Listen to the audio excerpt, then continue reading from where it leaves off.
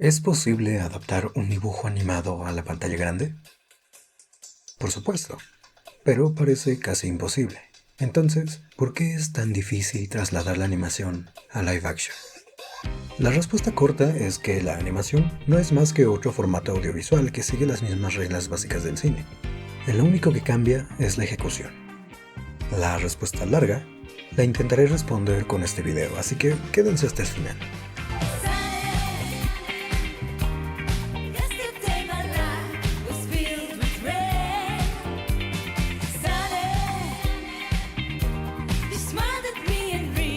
El cine se conforma por una secuencia de imágenes en movimiento que cuentan una historia.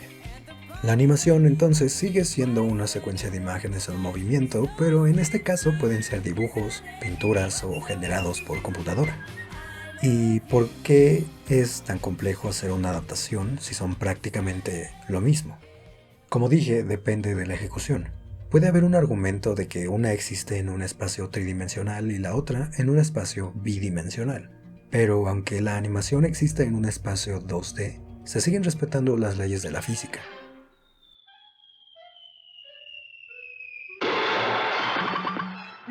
Longitud, altura y profundidad.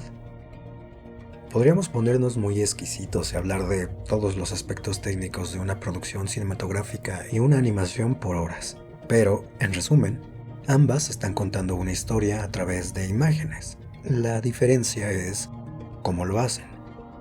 Veamos un ejemplo. Contar historias similares no es ninguna novedad.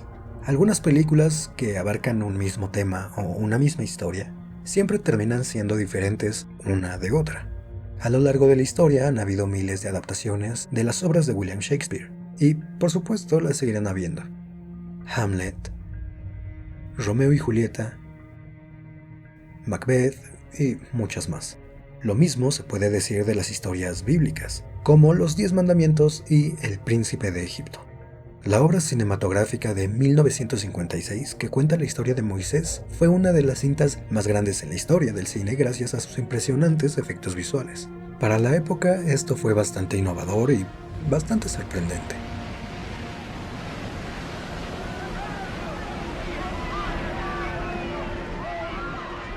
En 1998, DreamWorks lanzó El Príncipe de Egipto, una película animada que contaba la historia de Moisés, pero a pesar de no tener la misma magnitud que Los 10 Mandamientos, sigue siendo una fiel adaptación de la epopeya más conocida en el Éxodo. La cosa es, ¿cuál es mejor? Una suposición bastante común sería que El Príncipe de Egipto es una cinta para niños por ser una cinta animada. Por lo tanto, es inferior a Los 10 Mandamientos. Pero dejemos de lado la idea de que animación es igual a infantil. Realmente no hay una respuesta correcta. ¿Cuál es mejor? Depende de cada uno y la historia que más impacto haya tenido en los espectadores. Por un lado, Los 10 Mandamientos es la clásica megaproducción cinematográfica de Hollywood que pasó a la historia por representar uno de los eventos bíblicos más grandes como nunca antes vistos en el cine. Por otro lado, El Príncipe de Egipto, aunque en menor escala, igualmente representó la separación del Mar Rojo, y debo decir, bastante épico. Pero ambas sirven como adaptaciones de la historia de Moisés. La diferencia es que cuentan su historia de forma diferente y desde dos medios distintos, como es la animación y el live action. Mientras que la megaproducción de Cecil the Mile tiene muy pocas piezas musicales y por momentos se siente más como una obra de teatro o una ópera, la película animada es un musical y la ejecución no hace más que añadir a la narrativa audiovisual. Determinar cuál de las dos es superior puede ser muy complicado. En un live action sentimos que todo es más realista porque lo que vemos es tangible. Vemos a humanos existiendo en un espacio que nosotros percibimos como posible o real, aunque no lo sea. Pero hay limitaciones, ciertas reglas no establecidas que si se rompen, se pierde esa sensación de realismo. Por ejemplo, sabemos que hay cosas posibles y otras imposibles. Cuando vemos actores disfrazados y con pintura de gato, sabemos que solo son actores en un musical. Pero cuando vemos a actores actuando como gatos, con pelo, cola y bigotes, pero que siguen teniendo forma humanoide, sabemos que algo está mal, y nuestro cerebro es incapaz de aceptarlo. Es increíble cómo funciona nuestra mente, pero ahí está el detalle del realismo. Aceptamos cosas realistas en un live action, pero en la animación aceptamos cualquier cosa que no se apegue a la realidad. Al final de cuentas, la ficción sigue siendo una interpretación de la realidad, no una representación fiel de la misma. Para eso existen los documentales. Entonces, ¿dónde dibujamos la línea entre lo que se puede hacer en un live action y lo que no? Si vemos estas dos películas, una funciona como musical y puede permitirse crear escenas como esta,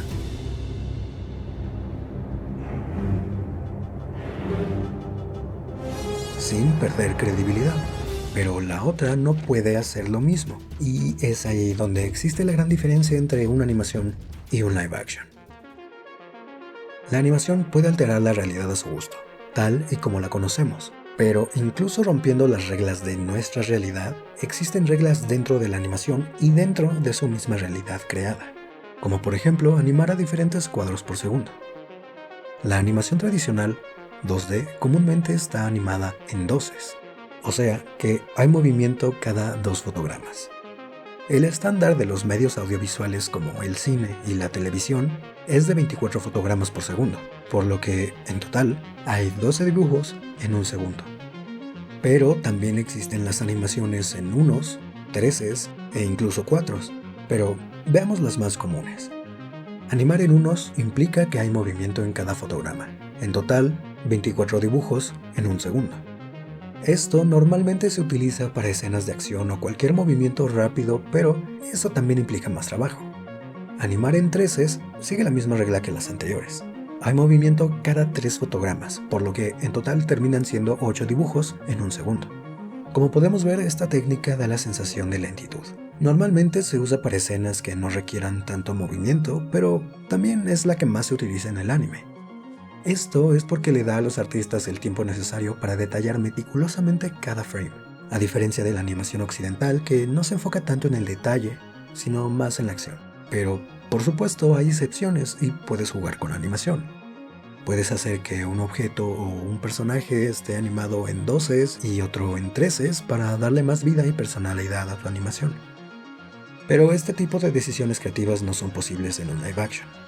Puedes configurar la cámara para cambiar a cuántos cuadros por segundo y a qué velocidad de obturación quieres rodar, pero realmente el resultado final va a ser prácticamente lo mismo. En 300, Zack Snyder utilizó 3 cámaras para rodar la legendaria escena de Leónidas cargando contra los persas en el paso de las Termópilas, cada una con un lente diferente, una con un lente de 21 milímetros, otra con uno de 50 y la última con un lente de 100 milímetros. Cada una con planos diferentes y en postproducción combinaron las 3 tomas y pudieron hacer el efecto de zoom in y zoom out entre cada una. Además, rodaron a 100 cuadros por segundo para poder acelerar la velocidad del metraje y cambiar entre cámara lenta, normal y rápida, sin perder ningún fotograma. Existen muchas técnicas cinematográficas que pueden hacer que un metraje pase de ser plano a visualmente atractivo y dinámico para la historia. Como podemos ver, hay diferentes opciones, técnicas y también reglas que una animación y un live action deben seguir, pero muchas veces lo que más nos llama la atención es cuando alguien rompe las reglas. Por ejemplo, la producción original de Riot y Netflix, Arcane, es un claro ejemplo de una animación que mezcla diferentes técnicas para obtener ese estilo tan único y característico. Mientras las producciones cinematográficas y televisivas utilizan pantallas verdes o pantallas LED para generar un escenario, Arcane combina un renderizado 3D para los personajes y para crear el fondo, lo pintan a mano. No solo eso, sino que después de renderizar los modelos 3D, también los pintan a mano para generar esa simbiosis perfecta que visualmente parece como si una pintura cobrara vida. En Spider-Man Into the Spider-Verse, los directores querían hacer una película que se viera como un cómic plasmado en la pantalla, donde podamos ver viñetas, líneas cinéticas y onomatopeyas. Con esta revolucionaria idea, lograron cambiar la forma en la que se hacían animaciones en 3D, tradicionalmente. Pero hemos hablado bastante de animación. Vamos a hablar sobre las producciones cinematográficas. Parece que las películas animadas son más atractivas o tienen más libertad y en cierto sentido es verdad. En un medio audiovisual siempre se va a explorar la creatividad, y en la animación es lo que más va a destacar, pero no quiere decir que la narrativa se deje de lado. Cuando vemos una animación, buscamos creatividad, Y cuando vemos un live action, esperamos ver realismo y drama. No es obligatorio, no siempre, pero inconscientemente lo hacemos. Buscamos la emotividad y esa conexión con un actor que no podemos ver en un dibujo animado. El objetivo de estas películas o series es: ¿puedes vender esta historia visualmente? Porque la audiencia va a pasar mucho tiempo viendo a los actores, a los sets, la coreografía, la fotografía también. Entonces, ¿puedes mantener su interés? Y todavía más importante, ¿cómo puedes servir a tu historia visualmente? Es por eso que shows, miniseries o películas de bajo presupuesto tienen que apelar a lo visual. Ya tienen una buena historia para empezar, pero con todos los escasos recursos y dinero que tienen disponible, lo utilizan para contar su historia de mejor manera, para atraer la atención del público. O sea, ¿cómo es que una serie sobre cocineros pueda ser tan entretenida y visualmente atractiva? Todo empieza por la historia. Ese es el esqueleto de la serie. Pero las actuaciones, la fotografía, la iluminación, dirección, el montaje, todo sirven a la historia. Añaden a su narrativa. Hay series que han probado que pueden ser igual de grandes y atractivas como una película de alto presupuesto. Aunque Game of Thrones tuvo mucho dinero por parte de HBO, sigue siendo la serie más grande en la historia, incluso compitiendo con producciones cinematográficas. Pero otras como Fleabag, Shogun, Better Call Saul, Euphoria, Succession y una favorita personalmente, Mindhunter, son shows recientes que destacan del resto no solo por la calidad de sus historias, sino en la elaboración de la serie, en el ensamblaje de todas las piezas que componen estas obras. Esto no implica que a todos les tiene que gustar, por eso hay un público objetivo para cada una. Son series muy distintas entre sí y con géneros variados, aunque tal vez predomina el drama, pero no están hechas para todos, porque no todos tenemos los mismos gustos e intereses. Y eso muchas veces afecta a la animación. Mucha gente sigue con la idea de que las películas y series animadas son para niños, que animación es igual a infantil. Pero la animación no es un género, es otro medio audiovisual y necesita ser reconocido como tal. Hay muchas películas y series animadas que no están hechas para niños y aún así, por interpretar que todas son para niños, terminan con traumas o asustados y confundidos. Una experiencia personal es que cuando tenía 4 años me regalaron un DVD del viaje de Chihiro. No pude ver más de 15 minutos porque me asustó de por vida. Creí que una bruja iba a transformar a mis padres en cerdos y me iba a capturar. Así que evité esta película toda mi vida. Pero hace menos de un mes, finalmente la vi y no creo que ni a los 15 años la iba a entender. Visualmente es perfecta, excelente. Y eso a mucha gente le atrapa, le llama la atención. Pero la historia es compleja y sumamente interesante.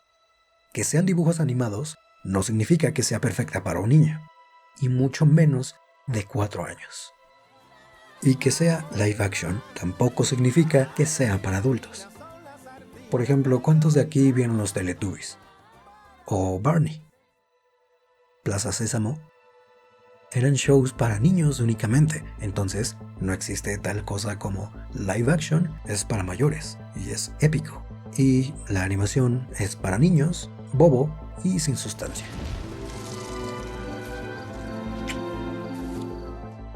Ok, entonces, ¿por qué es tan difícil trasladar la animación a live action? Después de todo lo que hablamos, debería estar claro ahora que no hay necesidad de hacer esa pregunta en primer lugar. Tal vez no debería cambiar un medio por otro. Es muy diferente cuando existe una franquicia y después se hacen series animadas de la misma. No está cambiando la historia, está contando una diferente.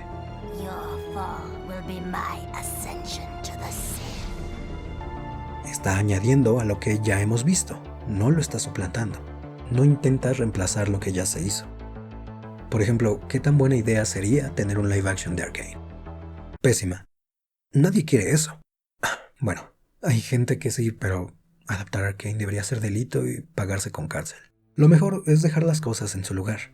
No hay por qué cambiarlas o mejorarlas, porque ninguno es mejor que el otro. Los dos tienen sus fortalezas y debilidades. Cosas que uno puede hacer mejor que el otro y cosas que uno normalmente no puede hacer igual. Lo que se decide al final es cosa de preferencias. Yo prefiero la animación porque ahí se puede explorar verdaderamente la creatividad, la imaginación. Y esto viene de alguien que dedica su vida al cine, lo cual es irónico porque el cine es mi pasión, es mi hobby, mi vocación. Pero no hay nada como interpretar la realidad de la misma forma que la animación lo hace. Así que, ¿seguimos preguntando por qué es tan difícil trasladar la animación a live action? ¿O nos preguntamos por qué hay que trasladar la animación a live action? ¿Es realmente necesario? La respuesta fría y honesta es que a los estudios no les importa. Solo quieren más dinero, más suscripciones, más visualizaciones. Van a exprimir lo más que puedan de una serie animada o de un anime, con la promesa de que serán fieles al material de origen, creando copias casi exactas del vestuario, sets y utilería. Y van a tratar de arreglar o mejorar lo que ellos consideran que está mal. Pero también es obvio que van a obtener el apoyo de mucha gente. Van a recibir aplausos porque al menos lo intentaron, se esforzaron. Y seguirán haciendo esto porque al final es una mina de oro. Disney lo intentó en su momento y no se ha detenido. Otros quisieron seguir su ejemplo y aunque han batallado, el golpe final lo tuvo Netflix, con Avatar. Ellos ganaron. Su adaptación no tiene la misma calidad que la original y no les importa si lo hacen bien o mal. Al final de cuentas salen ganando. Si la gente no le gustó el live action, van a terminar viendo la serie animada. ¿Y quién tiene la serie animada? La victoria es de Netflix porque no perdieron suscriptores. Al contrario, ganaron suscriptores y visualizaciones. La gente sigue usando el servicio en lugar de cancelarlo y eso para Netflix y la guerra de plataformas de streaming es más que suficiente. El mayor error de las adaptaciones es que optan por dos caminos diferentes. O hacen una copia exacta sin ofrecer nada nuevo, o se alejan tanto del material de origen con tal de ser algo original, que termina siendo algo irreconocible. Y al igual que el idioma, existen ciertas cosas que no se pueden traducir de forma exacta, porque el lenguaje puede variar entre idiomas.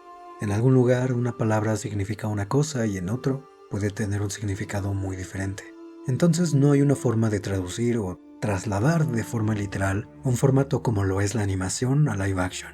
Se deben hacer ajustes, cambios ligeros o muy grandes para que, como la palabra lo indica, se adapten de forma exitosa. El peligro está en que algunos cambios pueden servir en el medio, pero alteran por completo el producto. Y algo que los productores y ejecutivos no logran entender es que estos cambios y alteraciones le quitan todo el impacto o la magia que posee la versión original. Pero lo que es aún peor es que tanto ejecutivos como espectadores no suelen darse cuenta del error más grande que cometen estas adaptaciones, y ese es acomodar su visión de forma que se acople a los estándares más simples de calidad en el entretenimiento. Para ser más claro, borran por completo la personalidad, el carisma y propósito que tiene la animación. Porque algo que tiene impacto en la animación no lo tiene en un live action, ni aunque inviertan todo el dinero posible. ¿Quieren saber por qué?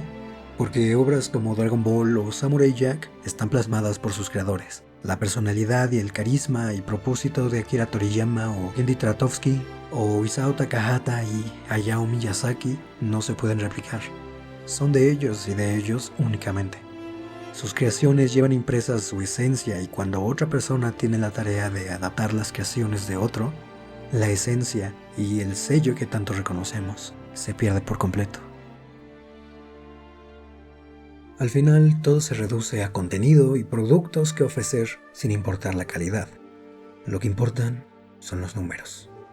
Pero esa es otra cuestión importante y un tema a discutir en otro momento. En cuanto a mí, la animación debería respetarse. No debería ser considerada inferior a otros formatos, porque el objetivo al contar una historia no es qué vas a contar. El objetivo es cómo la vas a contar. Pero yo solo hablo por mí, entonces, ¿de verdad necesitamos trasladar la animación a live action? ¿Vamos a seguir dando por sentado a la animación? Responde abajo en los comentarios.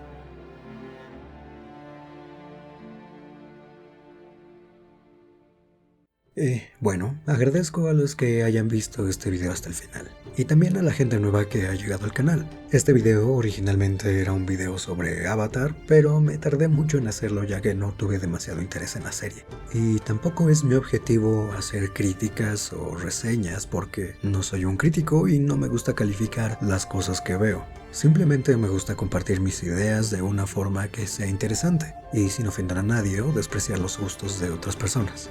Ciertamente hablar mal de algo llama mucho la atención, pero para mí no es divertido y simplemente no es lo mío.